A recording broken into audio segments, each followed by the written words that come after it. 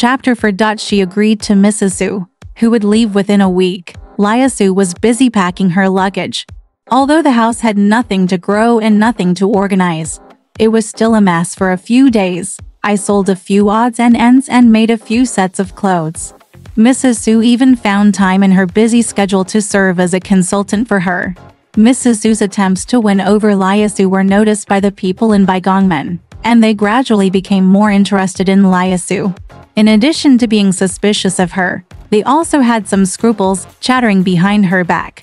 But she didn't scold her face to face like that, and occasionally she would call her 6 sisters, 6 aunts, and 6 misses.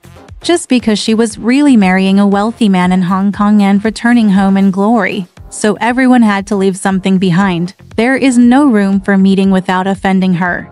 Mr. Zhu, Mrs. Su, and her children came by car to pick her up on the ship. They took the first-class cabin of a Dutch ship. The boat was small and bumpy. As soon as Mr. Zhu and Mrs. Zhu got on the boat, they both fell asleep and vomited non-stop. The son next to them was crying and the daughter was crying. Liusu actually served them for several days. After the ship finally docked, she had the opportunity to go to the deck and look at the sea view. It was a hot afternoon, and the most eye-catching things she saw were the giant billboards lined up on the pier. Red, orange, and pink, reflected in the green sea water. Streaks of irritating and flushing pigments are flying up and down, and the fight into the water is extremely lively. Liusu thought that in this exaggerated city, even if he fell into a trap, it would be more painful than elsewhere, and he couldn't help but feel anxious. Suddenly she felt someone running over and hugging her leg, almost pushing her down. She was startled. Then she saw that it was Mrs. Su's child. She quickly calmed down and went over to help Mrs. Su take care of everything. Who knows? The dozen or so pieces of luggage and the 2 children refused to be lumped together. The luggage was collected, and in the blink of an eye another child was missing. Liusu was tired of running around, so he stopped looking at Yan. We got ashore and hailed 2 cars to the Repulse Bay Hotel. The car drove out of the busy city and walked over mountains and ridges for a long time. Along the way, we saw only lowest cliffs and red clay cliffs. The gaps in the cliffs exposed dense green trees and exposed the blue-green sea. As we approached Repulse Bay, we saw the same cliffs and jungles, but it gradually became brighter. Many people who came back from traveling in the mountains passed by their cars. Car after car was filled with flowers, and scattered laughter was blown away by the wind. When we arrived in front of the hotel, we couldn't see where the hotel was. They got out of the car and walked up the extremely wide stone steps to a high platform with scattered flowers and trees. They saw 2 yellow houses higher up. Mr. Zhu had already reserved a room, and the servants led them along the gravel path, into the dim dining room, passed through the dim hallway, and walked up to the 2nd floor. When they turned a corner, there was a door leading to a small on the balcony. There is a Catkins flower stand, which is half-bathed in the setting sun. There were 2 people standing and talking on the balcony. They saw a woman with her back to them. She had long black hair hanging down to her ankles. She wore a red gold twisted bracelet on her ankles. Her legs were bare. You couldn't look carefully to see if they were naked. She was wearing slippers, with a narrow Indian-style leg slightly exposed. A man who was blocked by the woman shouted, "Hey, Mrs. Zhu." Then he came over, greeted Mr. Zhu and Mrs. Zhu, and nodded to Liusu with a smile. When Liusu saw that it was Fan Liuyuan, even though he had expected this move, his heart still beat violently. The woman on the balcony disappeared in a flash. Yanagihara accompanied them upstairs. Along the way, everyone seemed to be meeting old friends in a foreign land, constantly expressing surprise and happiness. Although Fan Liuan could not be called a handsome man and was careless, he still had his own demeanor. Mr. Zhu and his wife directed the servants to move their luggage. Liuan and Liusu walked in front. Liusu asked with a smile, "Mr. Fan, you didn't go to Singapore?" Liuan replied softly, "I'm waiting for you here." Liusu didn't expect him to be so straightforward, so he didn't want to go into detail. "I was afraid that it was not Mrs. Zhu who invited her to Hong Kong, but him who invited her to Hong Kong." However, she couldn't get off the stage, so she just thought he was joking and smiled at him. Liuyuan asked and found out that her room was no 130. Then he stopped and said, "Here we are." Pu took the key and opened the door.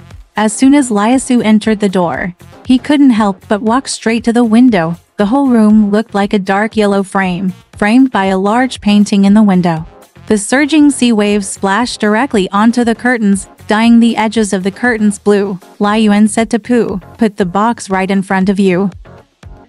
Not closed, Liuyuan leaned against the windowsill and stretched out a hand to support the window pane, blocking her view, and just looking at her and smiling. Liusu lowered his head. Liuyuan smiled and said, "You know, your specialty is bowing your head." Liusu raised his head and smiled. "What? I don't understand." Liuyuan said, "Some people are good at talking, some are good at laughing, and some are good at housekeeping.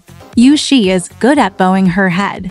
Liusu said, "I don't know anything. I am a useless person." Liuyuan smiled and said, "A useless woman is the most powerful woman." Liusu smiled and walked away. "No, I told you to go next door and have a look." Liuyuan said, "Next door? My room or Mrs. Zhu's room?" Liusu was shocked again and said, "You live next door." Liuyuan had already opened the room for her. He walked to the door and said, "My house is a mess. No one can see it." He knocked on the door of no 131. Mrs. Zhu opened the door and let them in and said, "Let's have tea with us. We have a sitting room." Then she rang the bell and ordered some refreshments.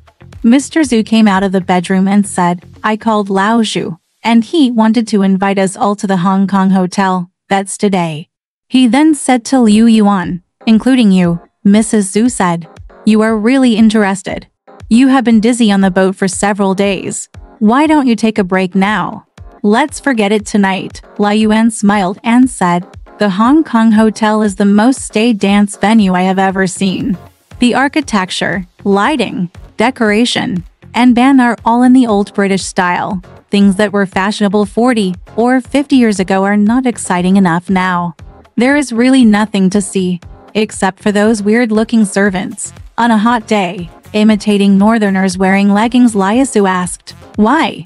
Liuyuan said, "Chinese sentiment." Mr. Zhu said with a smile, "Since I come here, I have to go and see it. I feel sorry for you to be my guest. Come on." Liuyuan said with a smile, "I can't say for sure. Don't wait for me." Liusu didn't look like he was going to go. Mr. Zhu was not someone who often went to dance halls. It was rare for him to be so happy. He seemed to be serious about introducing her to her, like friends, but I became confused again. However, that night, the people who greeted them in the Hong Kong hotel were all couples of old ladies and gentlemen, and the few single men were all young people in their 20s.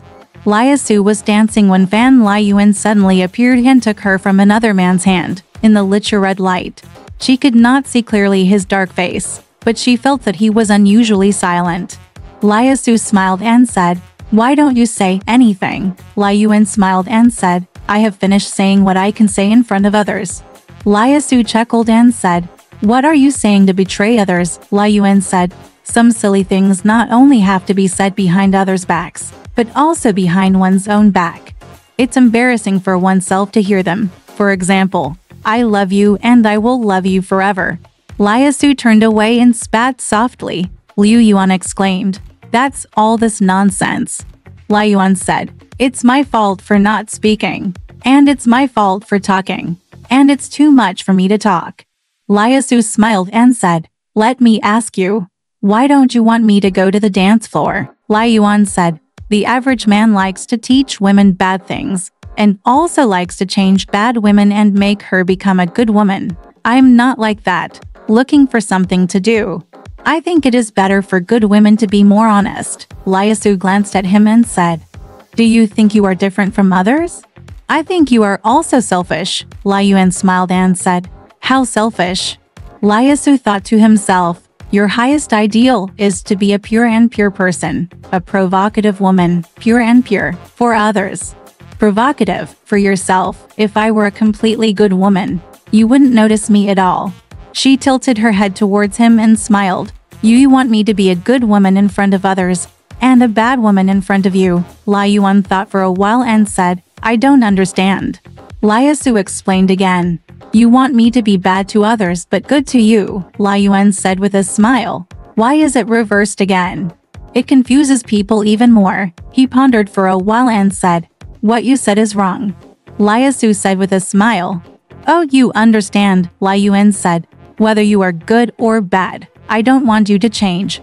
It's rare to meet a real Chinese woman like you. Liusu sighed slightly and said, I'm just an outdated person. Liuyuan said, real Chinese women are the most beautiful in the world and will never go out of style. Liusu smiled and said, a new style person like you. Liuyuan said, when you say new style, you probably mean Western style. Indeed. He cannot be considered a real Chinese. It was not until recent years that he gradually became Chinese. But you know, Chinese foreigners are more stubborn than any old scholar. Liusu smiled and said, you are also stubborn. I am also stubborn. As you said, Hong Kong hotels are the most stubborn dancing venues. They laughed at the same time. And the music happened to stop. Liuyuan helped her back to her seat and smiled at everyone. Miss Bai has a headache. I'll send her back first. Liusu didn't pay attention to this move and couldn't think of how to deal with it. And he didn't want to offend him. Because the friendship was not deep enough to quarrel. He had to put on her coat, apologize to everyone, and walked out together. Chapter 5. I met a group of foreign gentlemen head-on, and a woman was surrounded like stars holding the moon. Liusu first noticed the man's long black hair, which was braided into two strands and tied high on his head. The Indian woman, although she was dressed in Western style this time, still had a strong Oriental flavor. Under the black gauze cloak, she wore a golden fish yellow tight-fitting gown that covered her hands, leaving only her shiny nails exposed. The neckline is dug into a very narrow V shape and opens straight to the waist. It is the latest style in Paris. There is a famous style called One Line of Sky. Her complexion was yellow and oily, like a golden Guanyin bodhisattva, but there was a demon hiding in her big, shadowy eyes. A classically straight nose, just a pointed end to thin. The pink thick little lips seemed to be swollen. Liuyuan stood still and bowed slightly to her. Liusu was looking at her there, and she was looking at Liusu proudly. Those arrogant eyes seemed to be looking at people from a distance, thousands of miles away. Liuyuan then introduced. This is Miss Bai. This is Princess Sahishini. Liusu felt awe in his eyes. Sahishini stretched out a hand, touched Liusu's hand with her fingertips, and asked Liuyuan, is this Miss Bai also from Shanghai? Liuyuan nodded.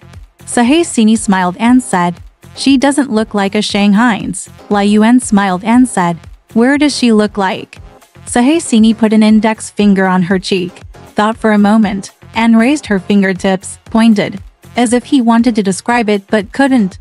He shrugged, smiled, and walked inside. Liuyuan supported Liusu and continued to walk out. Although Liusu didn't understand much English, he understood the difference in appearance and color, so he smiled and said, I am originally a country boy. Liuyuan said, I told you just now, you are a true Chinese. So naturally you are a little different from what she calls the Shanghaians. They got in the car, and Liuyuan said again, don't look at her airs. She was showing off outside, saying that she was the biological daughter of Prince Krishna Karamba. She died because the princess fell out of favor, so she was exiled and has been wandering, unable to return to her country.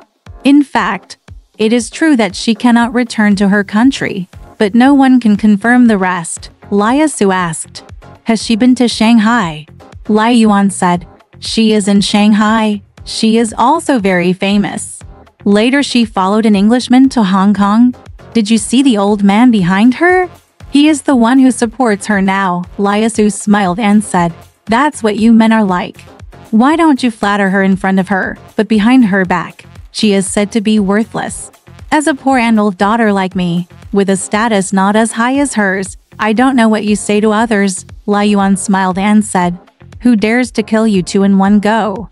Say her names together. Liusu curled her lips and said, maybe it's because her name is too long. I can't finish it in one breath. Liuyuan said, don't worry.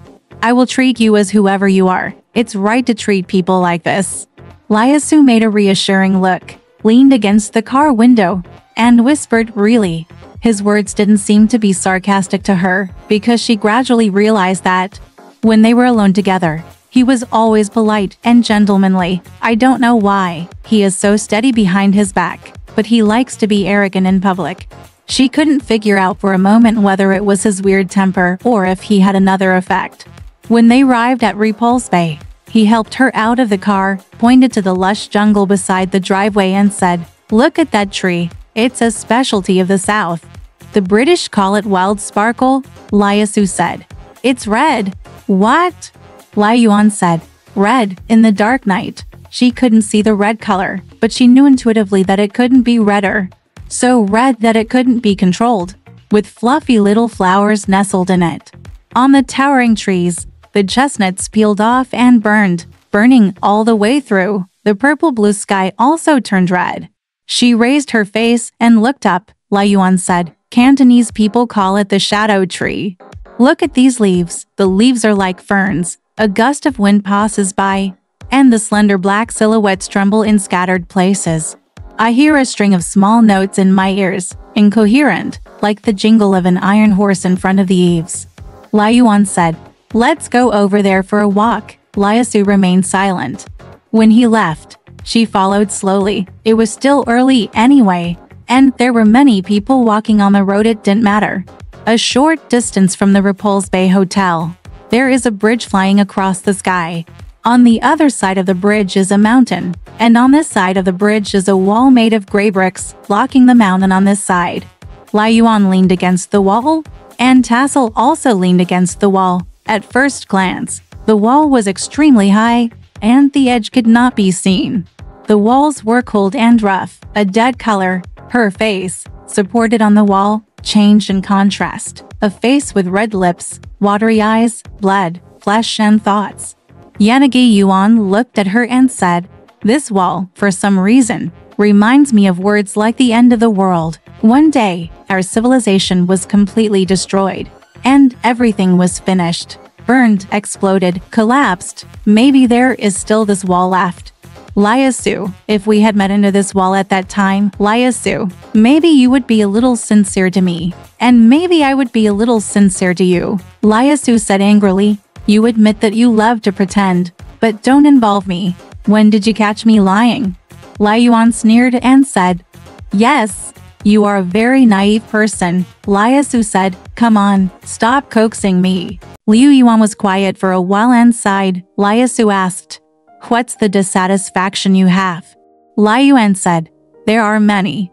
Liusu sighed, "If a free-spirited person like you wants to complain about his fate, someone like me should hang himself long ago." Liuyuan said, "I know you are unhappy. You must have seen enough of the bad things and bad people around us. However, if this is the first time you see them, you must be even more uncomfortable and uncomfortable. That's what happened to me. When I came back to China, I was already 24. I had many dreams about my hometown. You can imagine how disappointed I was. I couldn't bear this blow and couldn't help but move down, slip away. If you knew me in the past, maybe you would forgive me now." Liusu tried to imagine that this was the first time she saw her fourth sister-in-law. She suddenly shouted, "It's still as good as the first time I saw it, but it's worse and dirtier. It's the person outside you. The thing outside you. If you have been hanging around there for a long time, how can you tell which one is which? Which part is them, and which part is you?" Liuyuan said silently after a while, "Maybe you are right. Maybe my words are just an excuse to fool myself." He suddenly laughed and said, "Actually, I don't need any excuses. I love to play. I have this money and this time, so why should I find other reasons?" He thought for a while, became irritated again, and said to her, "I do too. I don't understand myself, but I want you to understand me. I want you to understand me." He said this, and his heart was already desperate. However, he still stubbornly said pleadingly, "I want you to understand Liusu is willing to give it a try. To a certain extent, she's willing to do anything." She turned her face towards him and promised in a low voice, "I understand, I understand." She comforted him, but she couldn't help but think of her own face in the moonlight, the delicate outline, eyebrows and eyes, so beautiful, unreasonable and vaguely beautiful. She slowly lowered her head. Liuyuan giggled. He changed his tone and said with a smile, "Yes, don't forget, your specialty is bowing your head. But some people say that only teenage girls are suitable for bowing their heads. It is suitable for them to bow their heads. Those who lower their heads tend to like to lower their heads as soon as they come. If you have lowered your head for many years, you may have wrinkles on your neck." Liusu's face changed, and he couldn't help but raise his hand to touch her neck. Liuyuan smiled and said, "Don't worry, you absolutely not. Go back to the front room later. When no one is round, you can unbutton the collar and see clearly." Liusu didn't answer, turned around and left. Liuyuan chased after him, smiling. "I'll tell you why you can keep your beauty. Sahishini said last time, she didn't dare to get married because Indian women gain weight when they are free and stay at home and sit all day. I just say, Chinese women don't even want to gain weight just by sitting, because gaining weight requires at least a little energy. Being lazy also has its benefits." Chapter 6. Liusu just ignored him, and he accompanied Xingshan all the way, talking down and laughing. When she arrived at the hotel, her expression softened, and the two of them went back to their rooms to settle down. Liusu thought to himself that it turned out that Fan Liuyuan was very particular about spiritual love. She agrees, because the result of spiritual love is always marriage, while physical love often stops at a certain stage, with little hope of marriage. There is only one problem with spiritual love. In the process of love, women often cannot understand what men say, but that doesn't matter much. Later, it is still about getting married, finding a house, buying furniture, and hiring people. Women are much better at these things than men. When she thought about it, she didn't take it to heart today's little misunderstanding. The next morning, she heard the silence in Mrs. Zhu's room and knew that she must have gotten up very late. Mrs. Zhu seems to have said that the rules here are that if you order breakfast in the room, you have to pay and give a small bill. So Liusu decided to save a little for others and eat in the cafeteria. After she finished washing herself, as soon as she stepped out of the room, a servant waiting outside saw her and knocked on Fan Liuyuan's door. Liuyuan immediately walked out and said with a smile, "Let's have breakfast together." As he walked, he asked, "Mr. Zhu and Mrs. Zhu haven't raised the bill yet." Liusu smiled and said, "They were too tired from playing yesterday. I didn't hear them coming back, so it must have been near dawn." They picked a table in the corridor outside the dining room and sat down. Tall palm trees grow outside the stone railing, and their scattered leaves tremble slightly in the sun, like bright fountains. There is also a fountain under the tree, but it's not that magnificent. Liuyuan asked, "What are Mrs. Zhu and the others planning to do today?" Liusu said, "I heard they are looking for a house." Liuyuan said, "They are looking for their house, and we will play with ours. Do you prefer to go to the beach or to the city? Come and have a look." Liusu had used a telescope to look at the nearby beach the afternoon before. The men and women there were indeed very lively, but they were a little too free to move around. She couldn't help but be a little wary, so she suggested going into the city. They caught a special bus provided by the hotel and arrived in the city center. Liuyuan took her to eat in Greater China. When Liusu heard that the servants were speaking Shanghai's, and the 4 local accents filled his ears, he was surprised and said, "Is this a Shanghai restaurant?" Liuyuan said with a smile, "Don't you miss home?" Liusu said with a smile, "But it always seems a bit silly to come to Hong Kong to eat Shanghai's food." Yanagihara said, "When I'm with you, I like to do all kinds of silly things. Even riding the tram in circles and watching a movie I've seen twice." Liusu said, "Because you were infected with stupidity by me, right?" Liuyuan smiled and said, "You can explain it however you like." After finishing the meal, Liuyuan raised the glass and drank the remaining tea in one gulp. He held the glass high and just looked inside. Liusu said, "If there is anything to see, let me take a look." Liuyuan said, "Look at Liang and take a look. The scenery inside reminds me of the forest in Malay." The remaining tea in the cup tilted to one side. The green tea leaves stick to the glass, slanting horizontally and vertically, facing the light, looking like a growing banana tree.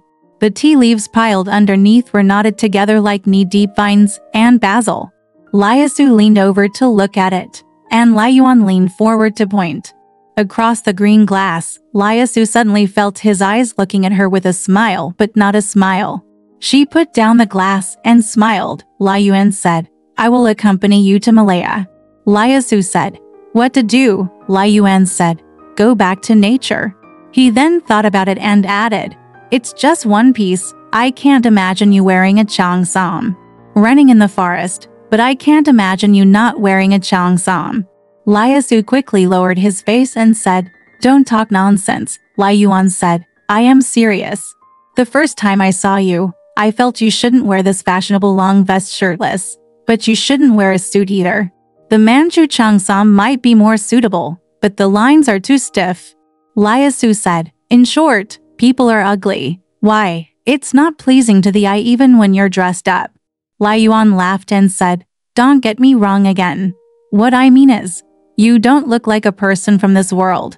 You have many little tricks and a romantic atmosphere, much like singing Beijing opera." Liusu raised his eyebrows and sneered, "I can't sing opera by myself. Why do I like to be pretentious? This is also a challenge. People are playing tricks on me, but if I don't play tricks on others, they still treat me like a fool. You fool, you will definitely find me to bully you." Yanagi Yuan felt a little sad after hearing this. He raised the empty glass, tried to take a sip, put it down again, and sighed, "Yes, it's all my fault. I pretended. I'm used to lying, and it's because everyone pretends to me. Only to you, I told the truth, but you couldn't tell." Liusu said, "I'm not a tapeworm in your belly." Liuyuan said, Yes, it's all my fault, but I did spend a lot of effort for you. When I first met you in Shanghai, I thought that you might be more natural after leaving those people in your family. I'm really looking forward to your arrival in Hong Kong. Now, I want to take you to Malaya, to the forest of the primitive people." He laughed at himself. His voice was hoarse and bitter, and before he finished laughing, he called the servant to bring the bill. When they paid the bill, he had recovered himself and resumed his finer ways, the most refined kind. He ran round with her every day and enjoyed everything, including movies, Cantonese opera, casinos, Gloucester Hotel, Saihao Hotel, Blue Bird Cafe, Indian Silk Shop, Sichuan cuisine in Kowloon. They often went out for walks in the evening, until late at night. She herself could not believe that he could hardly even touch her hand. She was always on tenterhooks, fearing that he would suddenly take off his mask and attack her unexpectedly. However, day after day passed. He maintained his gentlemanly demeanor, and she felt like she was facing a formidable enemy, but nothing happened. She felt uneasy at first, as if she had missed a step when going down the stairs. She felt extremely nervous, but later she got used to it. Only once, on the beach. At this time, Liusu knew more about Liuyuan and thought it would be okay to go to the beach, so they went there to spend the whole morning. They sat side by side on the sand, but one faced east and the other faced west. Liusu shouted, "Mosquito!" Liuyuan said, "It's not a mosquito, it's a small insect called a sandfly. Once it bites, it turns into a small red dot, like a cinnabar mole." Liusu added, "The sun is really unbearable." Liuyuan said, "Let it bask in the sun for a while. We can go into the pergola. I rented a shed there." The thirsty sun sucked in the seawater, gargled, spit, and made a swishing sound. It drank up all the water in the human body. People become golden dead leaves, light and fluttering. Liusu gradually felt the weird dizziness and pleasure, but she couldn't help shouting again, "Mosquito bite." She turned her head and slapped her bare back. Liuyuan laughed and said, "It's so hard. I'll fight for you, and you fight for me." Liusu paid attention and hit him on the arm, shouting, "Oh, let it run away. Also keep an eye out for her." The two of them slapped each other and laughed together. Liusu was suddenly offended and stood up and walked back to the hotel. Liuyuan did not follow him this time. Liusu walked to the shade of the tree, on the stone path between the two reed mat tents, stopped, shook the sand off her short skirt, and looked back. Liuyuan was still in the same place, lying on his back, with his hands under his neck. Apparently he was dreaming about the sun again, and he was tanned into golden leaves again. Liusu returned to the hotel and looked out of the window with the binoculars again. This time, there was a woman lying next to him, with a petal on her head. So he burned Sahasini to ashes, and Liusu also knew her. From that day on, Yanagihara spent the whole day hanging out with Sahasini. He must have made up his mind to keep Tassel cold. Liusu was used to going out every day, but suddenly he was free. He couldn't explain the reason in front of Mrs. Su, so he had to catch a cold and sit in the house for 2 days. Fortunately, God was wise, and it started raining again, so I had more excuses, so I didn't need to go out. One afternoon, she came back from a circle in the hotel garden holding an umbrella. It was getting dark, and it was time to come back from meeting Mrs. The umbrella was opened and placed across the railing, covering her face. The umbrella was made of pink ground with a stone green lotus leaf pattern, and water droplets slid down from the ribs. It was raining heavily. There was the sound of cars driving in the rain, and a group of men and women came up the steps, laughing and joking, pushing each other arm in arm. The leader was Fan Liuyuan. Sahasini was being held by him, but she was in a very awkward state, with a little bit of mud splashing on her bare legs. She took off her big straw hat and sprinkled water all over the floor. Yanagihara caught a glimpse of the tasseled umbrella and said a few words to Sahasini on the escalator. Sahasini went upstairs alone. Yanagihara came over and took out his handkerchief to wipe the water from his face. Stained child, Liusu couldn't help but exchange a few words with him. Liuan sat down and said, I heard you felt a little unwell 2 days ago. Liusu said, it's just a cold. Liuan said, the weather is really boring. We went to have a picnic on the British yacht just now. The boat sailed to Singyi Island. Liusu casually asked him about the scenery of Singyi Island. Just as she was talking, Sahasini came downstairs again. She had already changed into Indian clothes and was wearing a goose yellow shawl, which was as long as it reached the ground. The shawl was decorated with silver threads about 2 inches wide and decorated with flowers. She also leaned against the railing, picked a table far away and sat down, one hand resting on the back of the chair. Her nails painted with silver khaki. Liusu smiled at Liuan and said, you still can't go there? Liuan said with a smile, she has a master. Liusu said, how can that old Englishman control her? Liuan said with a smile, you can't control her, but you can control me. Liusu pursed her lips and smiled. Oh, I am the governor of Hong Kong, the city god of Hong Kong. I can't control the people here, but I can't control you. Liuyuan shook his head and said, a woman who is not jealous is a bit sick. Liusu smiled. After a while, Liusu asked, what are you looking at me for? Liuyuan said with a smile, I see you are from. Are you prepared to treat me better from now on? Liusu said, if I treat you better or worse, why would you take it to heart? Liuyuan clapped his hands and said, this sounds like a sentence. There seems to be a hint of sourness in his voice. Liusu Zhang couldn't help but laugh loudly and said, I have never seen a person like you, so careless that you would make people jealous. Alright, this part of the story ends here. Want to know what happened next? Let's listen to the breakdown next time.